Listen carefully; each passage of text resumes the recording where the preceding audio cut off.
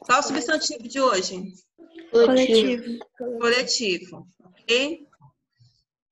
Hoje é o coletivo.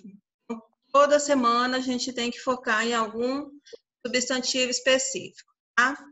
Tem aí alguns substantivos coletivos que eu vou mostrar para vocês, para que vocês tenham noção de que substantivo coletivo, apesar de ser um termo que está escrito no singular, ele sempre nos dá a ideia de agrupamento, tá? A palavra sempre vai nos dar a ideia de agrupamento, nunca de algo individualizado, solitário.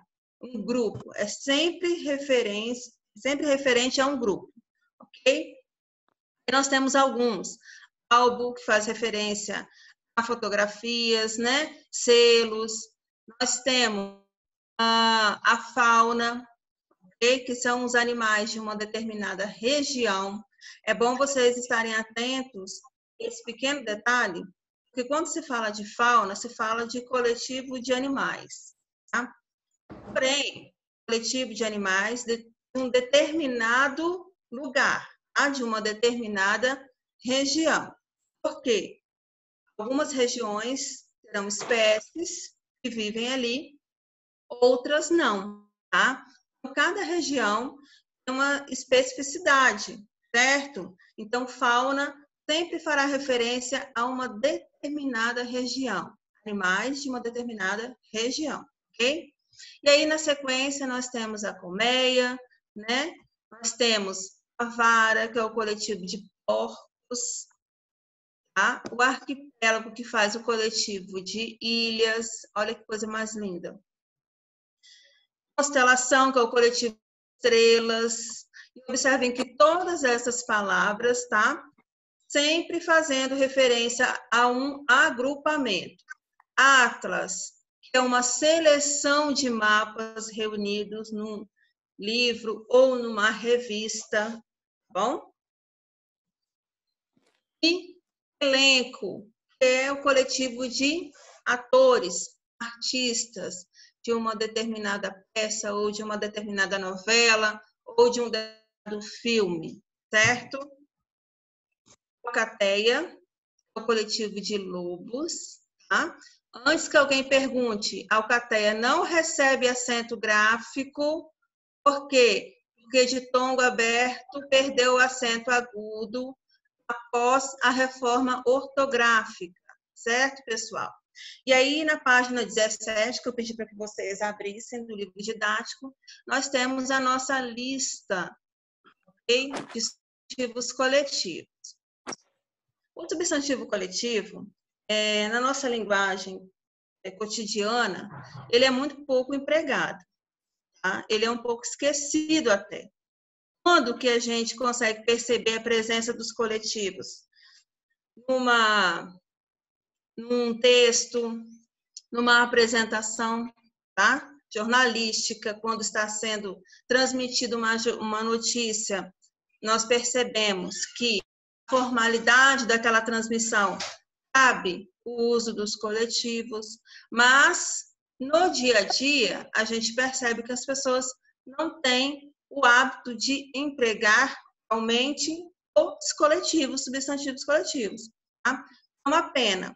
Por exemplo, quando você perde as suas chaves em casa, você fala o quê? Ah, eu perdi as minhas chaves, né? Você não disse que você perdeu o seu molho, né? Porque ninguém está acostumado a falar que você perdeu o molho, porque no nosso cotidiano, na nossa linguagem oral, no dia a dia, em informalidade, nós estamos habituados a dar este nome, molho, a um outro tipo de recurso, né? Que é o molho extrato de tomate, lá que a gente usa para cozinhar. Então, nós não temos esse hábito. E assim acontece com várias palavras. Até mesmo o fato de nós não conhecermos todos os coletivos, tá? Tem muitos coletivos que as pessoas não conhecem, então acaba não empregando, ok? Então, pessoal, lá na página 17, vocês têm a explicação detalhada dos substantivos coletivos, ok? Pode dar uma olhadinha aí, ó, que inicialmente Tem a explicação, tá? Tá bem explanado aí para vocês. E na sequência a gente tem uma lista de coletivos, certo? Então, toda vez que vocês precisarem de alguma atividade, onde que vocês irão recorrer?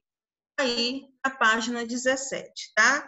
Observe que o nosso livro didático, ele pede para que a gente estude os substantivos um de cada vez, tá? É o que nós estamos fazendo aqui. Então, pessoal, virando a página 17, indo para a página 18, nós temos aí uma questão, tá? De uma historinha em quadrinho, que começa com uma história em quadrinho. E aí eu gostaria que alguém lesse essa história em quadrinho. Quem se interessa? Quem se habilita aí? Ler essa história em quadrinho. Pode ler, tá?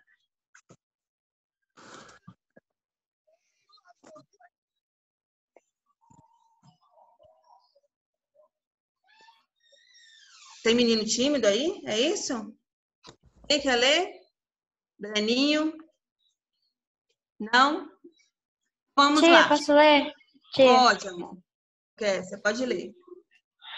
Mônica, cola que vem aí uma manada de abelhas. Não é manada, é enxame. É que não deu tempo de ler falar de leito. Isso. Corre que vem aí uma manada, né? De abelhas. E aí ele confundiu todos os coletivos aí, porque o coletivo de abelha é o quê? Enxame. E manada, é coletivo de quê? Animais grandes. Esses animais de grande porte, elefante, né? Búfalos, bois, tá? Ok? Então, uma confusão aí de cebolinha. Lá na letra A, pessoal, a pergunta é a seguinte: Cebolinha errou o coletivo de abelha, mas Mônica o corrigiu. No primeiro quadrinho, como deveria ser a fala do Cebolinha se ele tivesse acertado? Como que deveríamos, né, escrever aí esse primeiro quadrinho de acordo com as regras? Como deveria?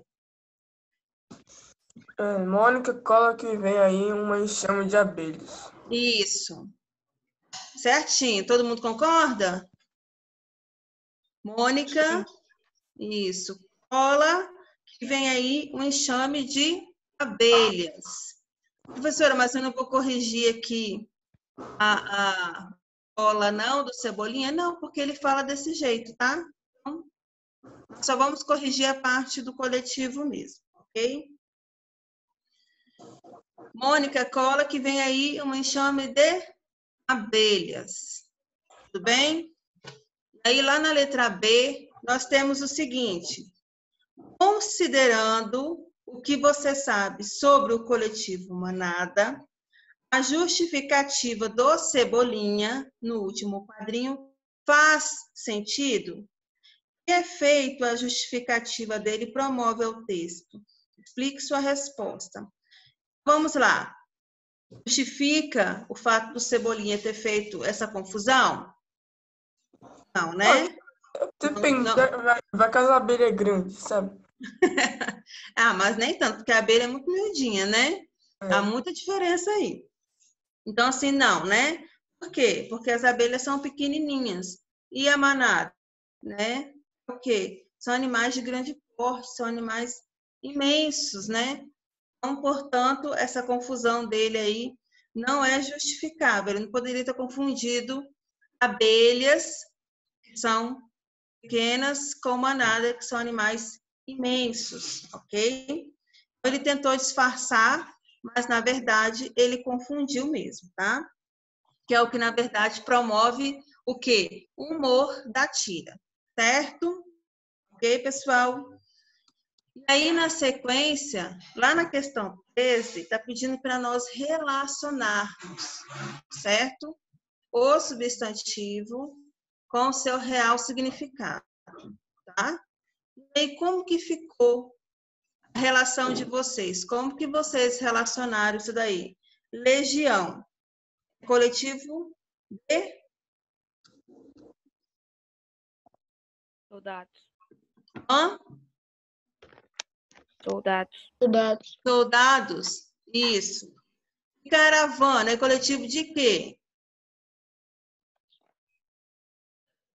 Viajantes. Viajantes. Isso, viajantes, certo? Caravana, coletivo de viajantes. São pessoas que viajam juntas, tá, pessoal? É um grupo grande de pessoas que se deslocam para um referido destino, tá bom? Então, eles vão com o mesmo objetivo, viajar, passear, mas em grande quantidade, não é só uma família com 5 pessoas, não. É um grupo realmente grande, tá? Constelação. Estrelas. Isso. Elenco. Atores. Cáfila. Camelos, eu acho. Camelos. Isso, coletivo de camelos. Alguém conhece esse coletivo? Não. Tem algum um coletivo aí que vocês nunca ouviram falar? Só essa. É? O restante faz parte aí do dia a dia de vocês, né? Sim. Uhum. Então, tá bom. Então, pessoal, lembrando, tá? Aqui, ó. Dá uma olhadinha na tela, fazendo favor, que eu vou frisar isso aqui novamente. Ó, alcateia, assembleia. Tá, pessoal? Atentos a essas palavras, tudo que é eia, ideia, europeia, epopeia, prosopopeia, são termos que não recebem mais acento. Por que eu estou falando isso? Porque em alguns sites na internet, essas palavras estão acentuadas, tá? E aí pode acentuados aqui na letra E, tá vendo? Ó, assembleia, o nosso livro didático não, tá correto. Mas eu já observei essa fala em alguns sites, ok? Por quê? Porque as pessoas ainda acreditam que essas palavras são acentuadas, elas realmente eram acentuadas. Porém, depois da reforma ortográfica da língua portuguesa, em 2009, 2008, perdeu o acento todo de tom aberto, tá? Eia, ó, observe que a gente abre a boca, né? Falar esse ditongo, essas duas vogais juntas, epopeia, europeia, assembleia. Então, quando a gente tem um ditongo aberto, que a sílaba mais forte é a penúltima sílaba, uma paroxítona, não tem mais a acentuação gráfica, não recebe mais o acento agudo, tá? Só para frisar isso aí com vocês. Aí, meus queridos, lá na questão 14, porque no nosso cronograma de hoje está também o estudo do texto. Vocês deem uma olhadinha lá, nós temos um texto para poder analisar também, tá? Então, a questão 14 está perguntando assim, ó, está pedindo assim: escreva uma frase para cada coletivo representado nas imagens. Então, nós temos aí 2 imagens que representam coletivos. A primeira, coletivo de Chaves. Qual que é? Molho. Uhum. E a imagem de baixo? Não. Esquadrilha. Isso, muito bem. Né? Agrupamento de quê? De aviões. Então, vocês têm que formar uma frase para cada figura, para cada imagem dessa daí. Alguém gostaria de ler a frase que formou para molho? Pode Aqui ler. na chave eu colocaria: cadê meus molhos? Pode, cadê meu molho? Cadê meu molho, cara? Isso. Alguém escreveu diferente?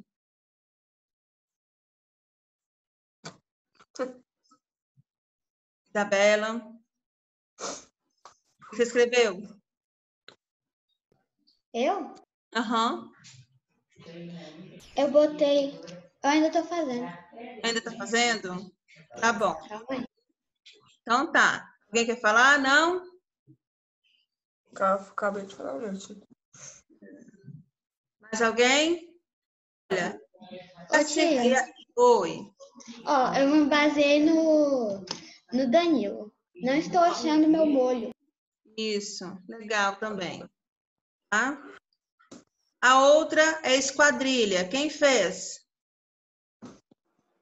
Tia. Hum. Eu não sei, mas eu vou ficar. Olha, uma esquadrilha de aviões. É, uma esquadrilha. Porque Ô, olha tia, só. eu Ó, pode falar. botei. Nossa, está vindo uma esquadrilha em cima de mim. Nossa, Deus, que medo. Bom. O que vocês têm que tomar cuidado, pessoal? Olha só. É a redundância, tá, pessoal? O que é redundância? É quando você repete duas palavras com o mesmo sentido, uma após a outra. É a mesma coisa de você falar assim, ó, eu entrei para dentro, ou eu saí para fora. Está saindo, não é para fora? Você está entrando, não é para dentro? Não é isso?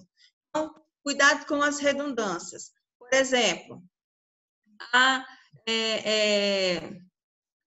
a esquadrilha de aviões. Nossa, viu uma esquadrilha de aviões. Espera aí, se você viu a esquadrilha, tem que ser de aviões. Ok? Ah, eu vi um enxame de abelha. Opa, não tem enxame de peixe. Enxame é de abelha, tá? Então, você não precisa dar ênfase para o seu substantivo coletivo. Se é enxame, é abelha. Se você fez um mergulho no mar, ok? E lá você viu um cardume, é óbvio que esse cardume é de quê? Peixes, né? Por quê? Porque é um substantivo coletivo para peixes, para o agrupamento de peixes. Então, nesse caso, vocês não precisam cardume de peixe, porque nós sabemos que é de peixe. Quando que vocês têm que referenciar? Quando que vocês têm que especificar? Quando, por exemplo, for um substantivo que faz referência a muitos animais, igual manada, tá? Se você viu uma manada, né? Foi de que essa manada? Foi de boi, foi de búfalo, foi de elefante? Aqui sim é importante vocês especificarem do que vocês estão falando, certo? Outros coletivos não. Outros coletivos não precisa, porque senão fica redundante, tá? E redundância não é legal, nem para texto, nem para nossa comunicação oral. Estamos entendidos? Beleza? Agora vamos lá para a nossa página seguinte, para o nosso estudo do texto. Quero focar com vocês aqui esse texto, tá? Gravei uma videoaula para vocês na próxima semana. E essa videoaula vai falar sobre a estrutura textual da fábula, tá? Mais focada na construção do texto, nos elementos que formam esse texto, ou seja, as personagens, o tempo, né, que aparece no texto, o espaço, como que nós distinguimos o espaço, o discurso, quem fala, quem é o narrador e assim por diante. Então, eu gravei uma aula mostrando para vocês cada detalhe dessa construção, beleza? Observem aí no estudo do texto de hoje, pessoal, da página 19. Nós temos a fábula A Coruja e a Águia. Quem gostaria de ler?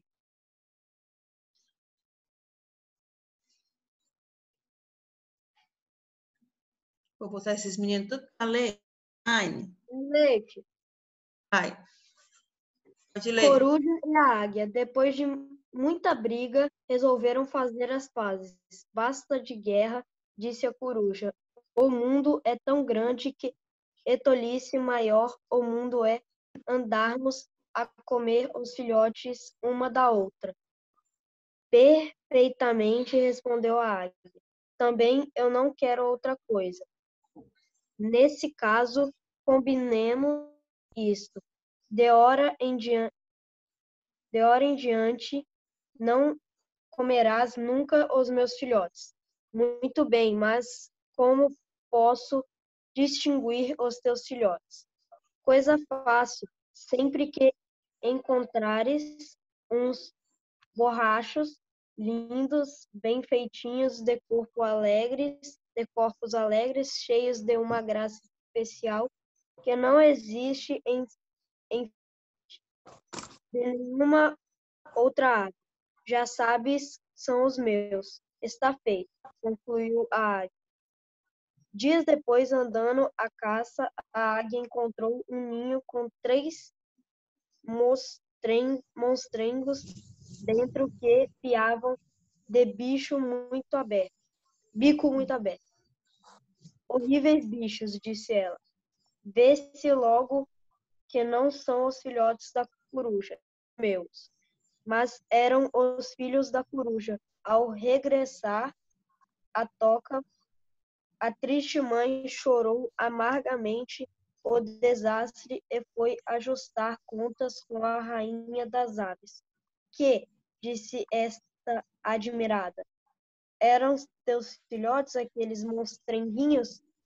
Pois, olha, não se pareciam nada com o retrato que deles me fizeste. Moral da história: para retrato de filhote, ninguém acredite em pintor pai. Lá diz o ditado: quem o feio ama, bonito lhe parece. É muito legal essa fábula, né? Vocês conheciam essa fábula? Sim, eu acho que sim. Sim, teve empreendedorismo. Sim, aham, É, gente, muito legal, né? Eu acho muito fofa mesmo, eu acho ela diferente. Gosto muito dessa. Então, pessoal, primeiramente, observem aí que a nossa fábula, ela está devidamente, né, paragrafada, está dividida com os seus parágrafos, né, de acordo com como tem que ser. Aqui na sequência, nós temos o quê? Um diálogo, né, entre a coruja e a águia. Cada fala dessa daqui, representada pela coruja, ou é o nosso discurso direto. O que é o discurso direto? Quando a própria personagem fala dentro do texto. Ah, pessoal? Aqui, ó, basta de guerra, disse a coruja. Então, esse basta de guerra é uma fala de quem? É uma fala da coruja. A própria coruja está se comunicando, está se expressando. Quando isso acontece dentro do texto, eu tenho o que eu chamo de discurso direto, tá? Perfeitamente, respondeu a águia. Também eu não quero outra coisa. Então, perfeitamente, também eu não quero outra coisa. É uma fala de quem? Da própria águia. Aqui também nós temos o que chamamos de discurso direto.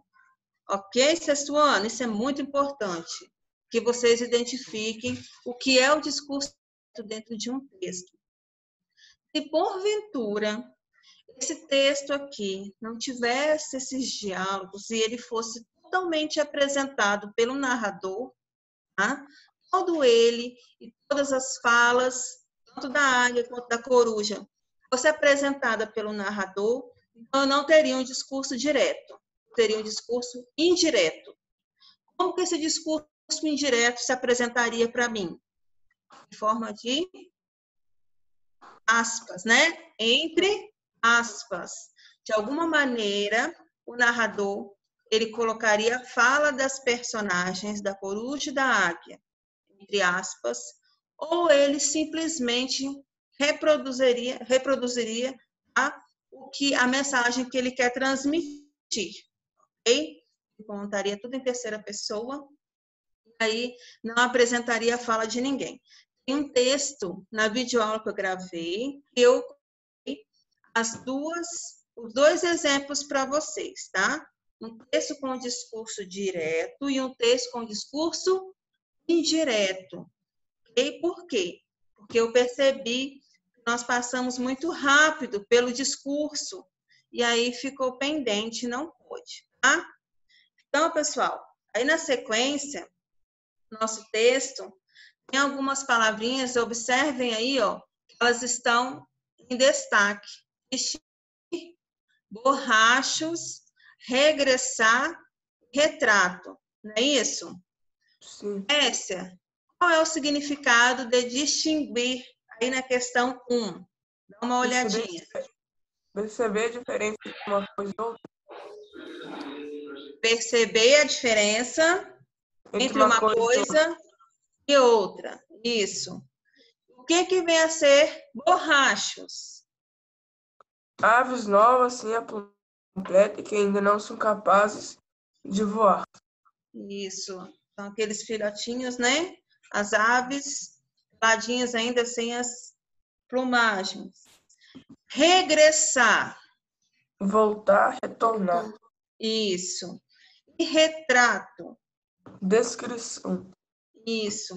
Dentro do texto, retrato, dentro do contexto, o termo retrato é o quê? Escrever, né, os detalhes que foram apresentados do filhote, ok? Então, qual foi a sequência aí? A, B, D e C, ok? Depois, na questão 2, que características desse texto o classificam como fábula? Os animais falam e têm emoções? Isso, vamos lá. Moral da história. Moral da história, as personagens são animais, né? Os animais aí conversam, dialogam como se fossem pessoas. Mais alguma coisa? Texto curto. Tá, pessoal, lembre-se sempre desse detalhe. Fábula é um texto curto, ok? A parte mais, tipo, destacada. Qual que é a parte mais importante? Não, mas aquele quando a gente fala que é clímax, eu acho que fala. Ah, tem um clímax, sim. Tem os elementos da narrativa, né? Nós vamos falar sobre os elementos da narrativa, o clímax, o enredo, tudo certinho, tá?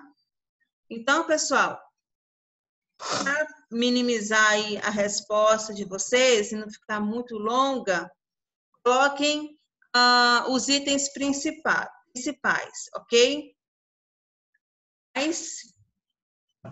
Moral da história, narrativa curta, certo?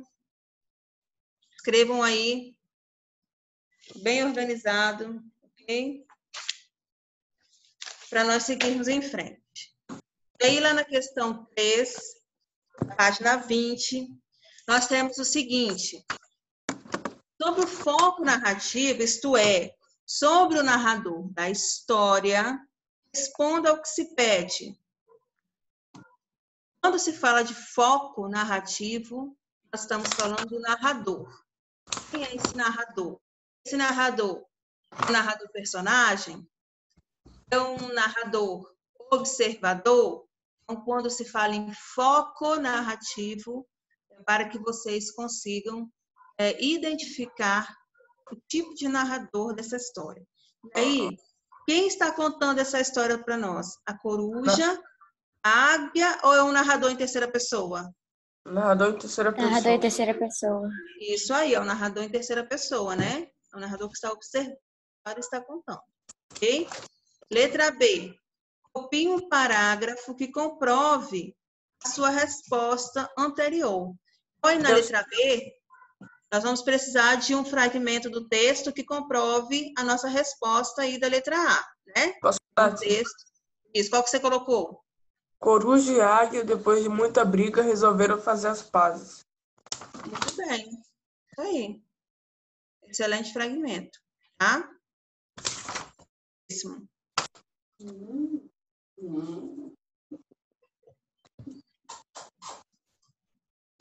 Certo? Podemos seguir? Sim. Vamos para 4 aqui para ver se nós conseguimos terminar 4. Numere os parágrafos do texto. Quantos parágrafos você encontrou? Aí, né, o meu texto ele já acaba revelando para vocês quantos parágrafos na nossa história, né? 1, 2, 3, isso, 13 parágrafos. Ok, pessoal? 13 aí. E aí, por último, na letra B, que o nosso tempo esgotou, está assim: a maior parte desses parágrafos constitui trechos narrativos, isto é, o narrador contando a história, ou diálogo entre as personagens? Diálogo entre Diálogo entre os personagens. Isso, diálogo entre as personagens, né? É o que sobressai aí na construção desse texto. Joia? Joia. Beleza, pessoal? Um abraço para vocês até segunda-feira que vem, se Deus quiser, tá bom? Beijinho para todos. Tchau, tchau.